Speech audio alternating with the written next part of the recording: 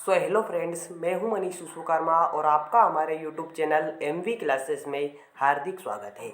तो दोस्तों, जैसा कि आप सब जानते हैं कि हमारे चैनल पर क्लास 9th 10th 11th और क्लास 12th के लिए वेरी इंपॉर्टेंट क्वेश्चनों की सीरीज एवं ऑब्जेक्टिव क्वेश्चनों की सीरीज को स्टार्ट कर दिया गया है।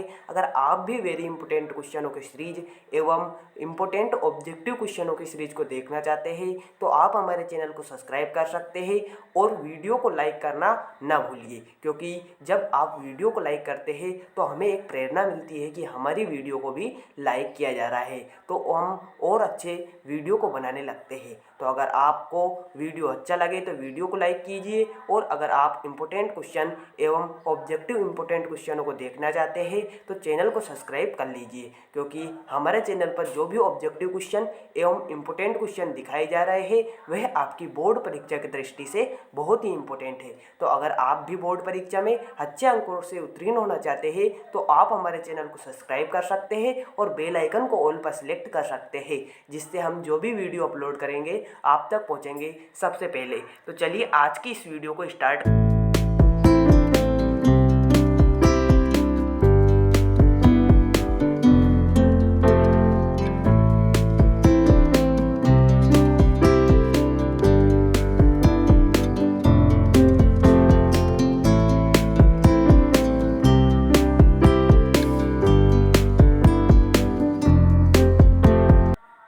आज की इस वीडियो में हम क्लास 12th चैप्टर 1 केमिस्ट्री के वेरी इंपॉर्टेंट ऑब्जेक्टिव टाइप क्वेश्चनों को देखेंगे। आज के इस वीडियो में जो भी आपको ऑब्जेक्टिव टाइप क्वेश्चन दिखाई जाएंगे वह आपकी बोर्ड परीक्षा की दृष्टि से बहुत ही इंपॉर्टेंट है। तो चलिए आज की इस वीडियो को स्टार्ट करते हैं। वीडियो में आपको जो भी इम्पोर्टेंट क्वेश्चन दिखाए जा रहे हैं वह आपकी बोर्ड परीक्षा की दृष्टि से बहुत ही इम्पोर्टेंट है। तो पहला ऑब्जेक्टिव टाइप क्वेश्चन जो है आपका है, निम्नलिखित में से अक्रिस्टलीय ठोस पदार्थ है।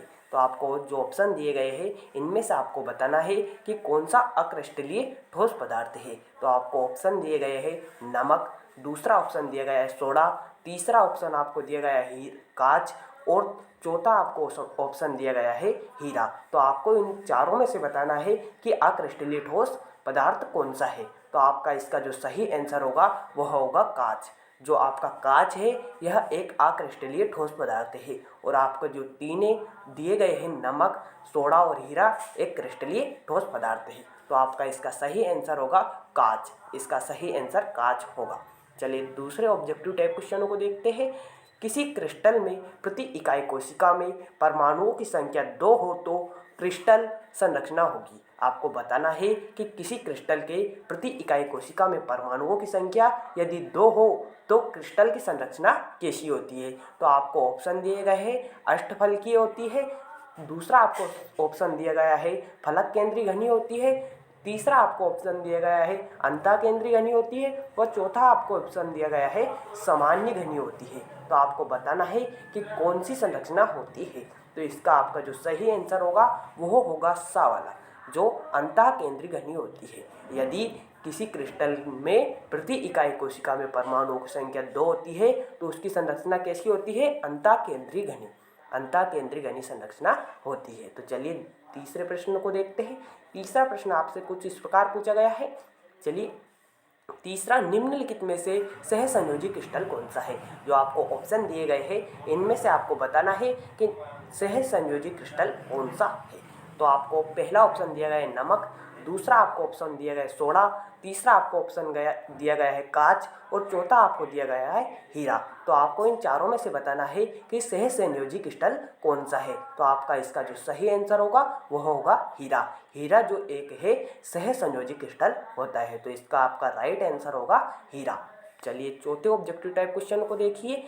किसी क्रिस्टल का ऋण आयन द्वारा निर्मित रिक्ति में इलेक्ट्रॉनों की उपस्थिति द्वारा जनित दोष क्या कहलाता है। तो आपका कुछ इस प्रकार से प्रश्न पूछा गया है।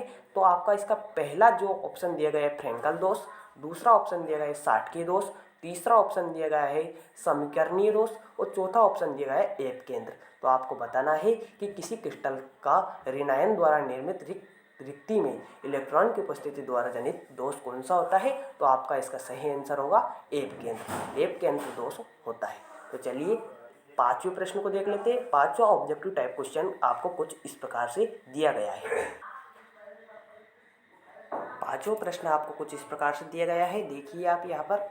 पांचवें प्रश्न में आपसे पूछा गया है, निम्नलिखित क्रिस्टलीय पदार्थ जिसमें धनायन घनी संकलित संरचना बनता है और ऋणायन रिक्तियों में उपस्थित रहता है। आपको पांचवा प्रश्न कुछ इस प्रकार पूछा गया है, निम्नलिखित क्रिस्टलीय पदार्थ जिसमें धनायन घनी संकलित संरचना बनता है और ऋणायन रिक्ति में अनुपस्थित रहता है। तो आपका इसका सही आंसर जो होगा वो बताना है। तो आपका जो ऑप्शन दिए गए हैं वो कुछ इस प्रकार है। पहला आपको ऑप्शन दिया गया है NaCl, दूसरा ऑप्शन दिया गया है CaCl और तीसरा ऑप्शन दिया गया है ZNS और चौथा आपको आंसर जो ऑप्शन दिया गया है वह है CaF2। तो आपको इसमें से बताना है कि कौन सा ऑप्शन जो है आपका इस आंसर का सही। तो इसका आपका जो सही आंसर है वह है ZNS।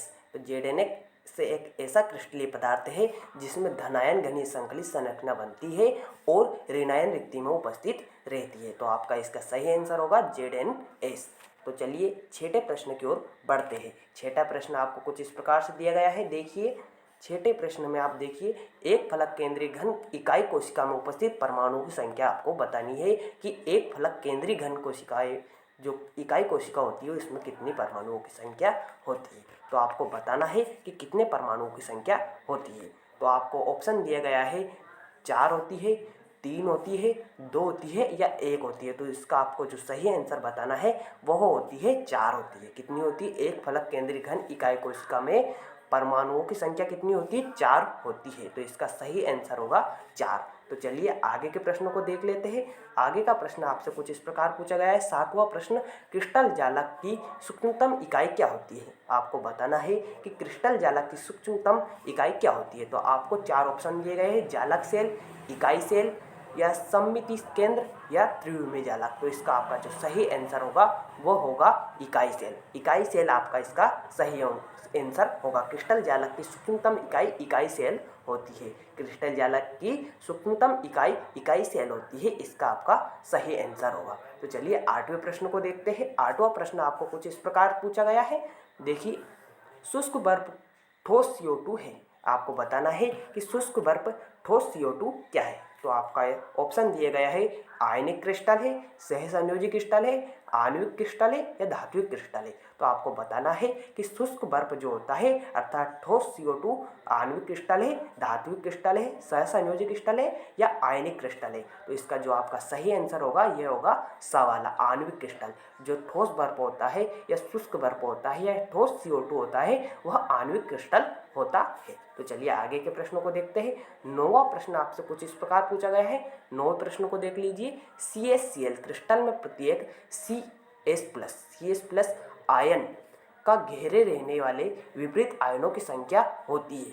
तो आपको बताना है कि CaCl क्रिस्टल में प्रत्येक CS+ आयन को घेरे रहने वाले विपरीत आयनों की संख्या कितनी होती है। तो आपको ऑप्शन दिए गया है, आ 4 होती है, बा आपको ऑप्शन दिया गया है 6 होती है, 8 होती है या 12 होती है। तो आपका इसका सही आंसर जो होगा 8 होती है। जो इसका सही आंसर होगा वो 8 होती है। CaCl क्रिस्टल में प्रत्येक CS+ आयन को घेरे रहने वाले विपरीत आयनों की संख्या 8 होती है। तो इसका आपका सही आंसर जो होगा 8 होती है।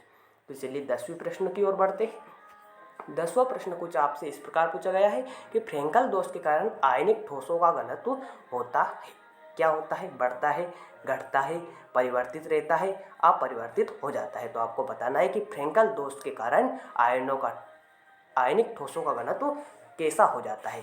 घट जाता है, बढ़ जाता है या अपरिवर्तित रहता है, परिवर्तित हो जाता है। तो आपको पता होगा कि फ्रेंकल दोष के कारण आयनिक ठोसों का जो घनत्व होता है यह अपरिवर्तित रहता है।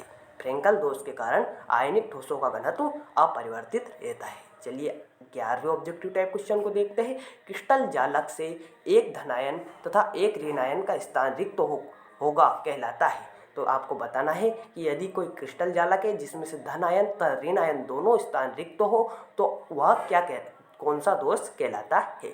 तो पहला आपको ऑप्शन दिया गया है आयनिक दोष कहलाता है, दूसरा आपको ऑप्शन दिया गया है आणविक दोष कहलाता है, तीसरा आपको ऑप्शन दिया गया है फ्रेंकल दोष कहलाता है, या चौथा आपको ऑप्शन दिया गया है साटके दोष कहलाता है। तो आपको पता होगा कि जब क्रिस्टल जालक में से धनायन तथा ऋणायन दोनों का स्थान रिक्त होता है तो वह फ्रेंकल दोष कहलाता है। फ्रेंकल दोष इसका राइट आंसर होगा, क्योंकि 11वें का इसका राइट आंसर है फ्रेंकल दोष। क्रिस्टल जालक में धनायन तथा ऋणायन का स्थान रिक्त होगा कहलाता है, क्या कहलाता है? फ्रेंकल दोष कहलाता है। तो चलिए आगे के प्रश्नों को देखते हैं।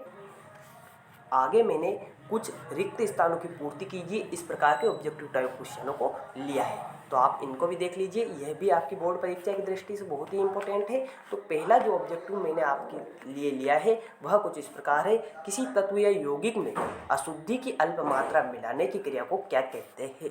तो यह प्रश्न आपकी बोर्ड परीक्षा के लिए बहुत ही इंपॉर्टेंट है। यह प्रश्न काफ़ी बार आपकी बोर्ड परीक्षा में पूछा जा चुका है। किसी तत्व या यौगिक में अशुद्धि की अल्प मात्रा मिलाने को क्या कहते हैं? तो आपको इसको लिखना है डोपिंग कहते हैं। इसको क्या कहते हैं? डोपिंग कहते हैं। किसी तत्व में जब हम यौगिक में किसी तत्व या यौगिक में जब हम अशुद्धि की अल्प मात्रा मिलाते हैं तो इस प्रक्रिया को हम डोपिंग कहते हैं। तो दूसरा रिक्त स्थान देखिए आप, पहले मैं ऊपर कर लेता हूँ थोड़ा। तो दूसरा रिक्त स्थान में आपसे पूछा गया है ठोस क्रिस्टल। रिक्त स्थान ठोस क्रिस्टलों में पाया जाता है जिनमें धनायन का आकार ऋणायन से बहुत छोटा होता है। कौन से ठोस में पाए जा मतलब 60 की कौन से दोष में आपको बताना है कि क्रिस्टल में पाया जाता है, जो क्रिस्टल में पाया जाता है जिनमें धनायन का आकार ऋणायन से बहुत छोटा होता है। तो इसका जो राइट आंसर होगा वो 60 की दोष क्रिस्टलों में पाया जाता है जिनमें धनायन का आकार ऋणायन से बहुत छोटा होता है। तो इसका राइट आंसर होगा 60 की दोष। तो आपको जो तीसरा प्रश्न पूछा गया है वो कुछ इस प्रकार है। NaCl में Na+ आयन तथा Cl- आयन की समानव्य संख्या क्या होती है? तो आपको NaCl में Na+ आयन तथा Cl- आयन की समानव्य संख्या को बताना है कि Na+ आयन तथा Ca- आयन की समानव्य संख्या कितनी होती है? तो इसका राइट आंसर होगा 6 होती है। कितनी होती है? 6। इसका राइट आंसर 6 होगा। NaCl में Na+ आयन तथा Cl- आयन में समानव्य संख्या कितनी होती है? 6 होती है। तो चौथे ऑब्जेक्टिव टाइप क्वेश्चन को देखिए। दोष के कारण पदार्थ में विद्युत चालकता आ जाती है। तो आपको बताना है कि किस दोष के कारण जो पदार्थ होता है उसमें विद्युत चालकता आ जाती है। तो इसका सही आंसर होगा फ्रेंकल दोष। फ्रेंकल दोष के कारण आपको पता होगा कि पदार्थ में विद्युत चालकता आ जाती है। तो इसका राइट आंसर होगा फ्रेंकल दोष। इसका राइट आंसर क्या हो जाएगा? फ्रेंकल दोष। आपका जो प्लास्टिक, कांच, रबर आदि ठोस है, आपको बताना है कि प्लास्टिक, कांच एवं रबर जो ठोस है ये कौन से ठोस है? क्रिस्टलीय ठोस है या क्रिस्टलीय ठोस है? तो आपको पता होगा कि प्लास्टिक, कांच एवं रबर अक्रिस्टलीय ठोस होते हैं। तो इसका राइट आंसर होगा अक्रिस्टलीय ठोस। अक्रिस्टलीय ठोस होते हैं।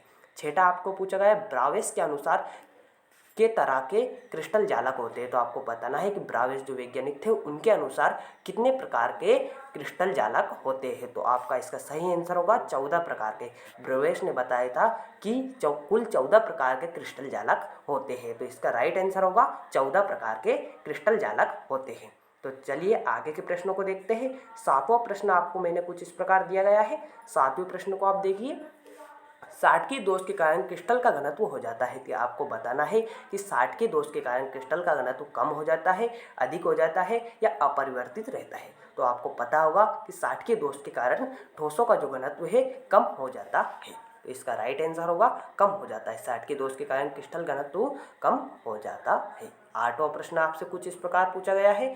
8वें प्रश्न को आप देखिए। किसी क्रिस्टल में उपस्थित धनायन तथा ऋणायन की त्रिज्या का अनुपात क्या कहलाता है? त्रिज्या का अनुपात क्या कहलाता है? किसी क्रिस्टल में उपस्थित धनायन तथा ऋणायन की त्रिज्या का अनुपात क्या कहलाता है? तो आपको पता होगा कि किसी क्रिस्टल में धनायन तथा ऋणायन की त्रिज्या का अनुपात त्रिज्या अनुपात कहलाता है। तो इसका राइट आंसर होगा त्रिज्या अनुपात। त्रिज्या अनुपात कहलाता है। कुल प्रकार के क्रिस्टल होते हैं। कितने प्रकार के क्रिस्टल होते हैं? तो 7 प्रकार के क्रिस्टल होते हैं। अगर आपसे पूछा जाए कि कुल कितने प्रकार के क्रिस्टल होते हैं तो 7 प्रकार के होते हैं। और अगर आपसे पूछा जाए कि कुल कितने प्रकार के क्रिस्टल जालक होते हैं तो वो आपको बताना है 14 प्रकार के होते हैं। तो क्रिस्टल जालक 14 प्रकार के और क्रिस्टल कुल 7 प्रकार के होते हैं। 10वां आपसे पूछा गया है। ठोस धात्विक क्रिस्टल में अवयवी कण, रचक कण होते हैं। रचक कण कौन से होते हैं? तो आपको पता होगा कि ठोस धात्विक क्रिस्टलों के अवयवी कण, रचक कण होते हैं। तो अणु या परमाणु होते हैं। जो रचक कण होते हैं वह अणु या परमाणु होते हैं। तो चलिए आगे के प्रश्नों की ओर। इसका राइट जो आंसर होगा अणु या परमाणु। तो आपको लिख लेना है ठोस धात्विक क्रिस्टल के अवयवी कण रचक कण ठोस या परमाणु होते हैं। तो चलिए आगे के ऑब्जेक्टिव टाइप क्वेश्चनों को देखते हैं। आगे मैंने आपके लिए जोड़ी मिलाई इस प्रकार के ऑब्जेक्टिव टाइप क्वेश्चनों को लिया गया है। तो देखिए आप कौन कौन सी मैंने लिया है जो कि आपकी बोर्ड परीक्षा के लिए बहुत ही इंपॉर्टेंट है। तो आपको जो पहला दिया गया है विद्युत संयोजी क्रिस्टल। तो आपको बताना है कि विद्युत संयोजी क्रिस्टल में क्या होता है। तो विद्युत संयोजी क्रिस्टल में आपको पता होगा कि प्रबल आकर्षण बल होता है। तो आपका इसका जो सही आंसर होगा प्रबल आकर्षण बल। विद्युत संयोजी क्रिस्टल में प्रबल आकर्षण बल पाया जाता है, प्रबल आकर्षण बल पाया जाता है। तो दूसरा आपको दिया गया है सहसंयोजी क्रिस्टल। तो सहसंयोजी क्रिस्टल को आपको किससे मिलाना है, संयोजी बंध। जो सहसंयोजी क्रिस्टल होते हैं इनमें संयोजक बंध पाए जाते हैं। तो आपको विद्युत संयोजी क्रिस्टल को प्रबल आकर्षण, क्योंकि विद्युत संयोजी क्रिस्टल होते हैं इनमें प्रबल आकर्षण बल पाया जाता है, जबकि जो सहसंयोजी क्रिस्टल होते हैं इनमें संयोजक बंध पाए जाते हैं। तो आपको इस प्रकार से मिलाना है।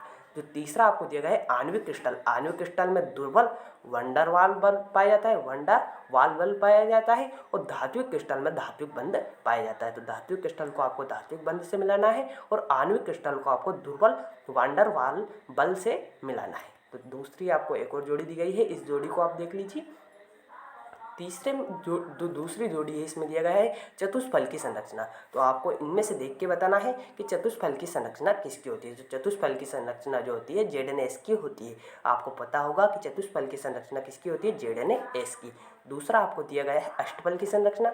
अष्टफल की संरचना किसकी होती है आपको पता होगा, NaCl की। NaCl की जो संरचना होती है अष्टफल की होती है। घनीय संरचना किसकी होती है, तो घनीय संरचना CHCl की होती है। तो आपको घनीय संरचना को CHCl से मिलाना है, चतुष्फल की संरचना को ZnS से मिलाना है और अष्टफल की संरचना को NaCl से मिला देना है। तो आज की यह वीडियो यहीं पर समाप्त होती है। आज की इस वीडियो में मैंने जो भी आपको ऑब्जेक्टिव टाइप क्वेश्चन बताए हैं यह आपकी बोर्ड परीक्षा की दृष्टि से बहुत ही इंपॉर्टेंट है। और अगर आप ऐसे ही इंपॉर्टेंट ऑब्जेक्टिव टाइप क्वेश्चनों को देखना चाहते हैं तो आप हमारे चैनल को सब्सक्राइब कर सकते हैं, बेल आइकन को ऑल पर सिलेक्ट कर सकते हैं, जिससे हम जो भी वीडियो अपलोड करेंगे आप तक पहुंचेगा सबसे पहले। और आप हमारी इन वीडियो की सहायता से बोर्ड परीक्षा में अच्छे से अच्छे अंकों से उत्तीर्ण हो सकते हैं। तो चलिए आज की इस वीडियो को यही समाप्त करते हैं और मिलते हैं अगली अन्य वीडियो में किसी अन्य टॉपिक पर।